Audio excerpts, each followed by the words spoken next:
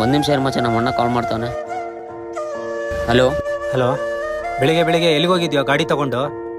ನಿನಗೆ ಗೊತ್ತಲ್ಲ ನಾನು ಆಫೀಸ್ಗೆ ಹೋಗ್ಬೇಕಂತ. ಅಣ್ಣ ಅದು ಫ್ರೆಂಡ್ಸ್ ಜೊತೆ ಮೂವಿಗೆ ಬಂದಿದ್ದಣ್ಣ. ಫ್ರೆಂಡ್ಸ್ ಇಲ್ಲ ಗ್ರೆಂಡ್ಸ್ ಇಲ್ಲ, ಫಸ್ಟ್ ಬಂದು ಗಾಡಿ ಕೊಡ್ತೀಯಾ? ಆದರೆ ಅಣ್ಣ, ಇಲ್ಲ ಅಂದ್ರೆ ನಾನೇ ಬರಲಾ? ಹಲೋ ತಮ್ಮ, ಹಾಂ ಮೂವಿ ಎಲ್ಲ ಮುಗಿದ್ಮೇಲೆ ಹುಷಾರಾಗಿ ಮನೆಗೆ ಬಾ. ನಾನು ಆಟೋಲ್ಲಿ ಹೋಗ್ತೀನಿ ಬಿಡು. ಲೇ, ಅಪ್ಪ ಬಂದಾನಂತೆ, ರೈಲ್ವೆ ಸ್ಟೇಷನ್ಗೆ ಹೋಗಿ ಅಪ್ಪನ ಕರ್ಕೊಂಬ. ಹೋಗೋಣ, ನಾನು ಹೋಗಲ್ಲ. ಹೇಳಿದ್ರೆ ಅರ್ಥ ಆಗೋದಿಲ್ಲ, ಮುಚ್ಕೊಂಡು ಹೋಗೋ. ಇತ್ತಗೋ. ಅಶೋ, 300 ರೂಪಾಯಿ ಫೋನ್ಪೇ ಮಾಡಿದ್ದೀನಿ ನೋಡು. 200 ರೂಪಾಯಿ ಪೆಟ್ರೋಲ್ ಹಾಕ್ಸು, 100 ರೂಪಾಯಿ ನೀನು ಇಟ್ಕ. ಸರಿ ಆಯ್ತಣ್ಣ.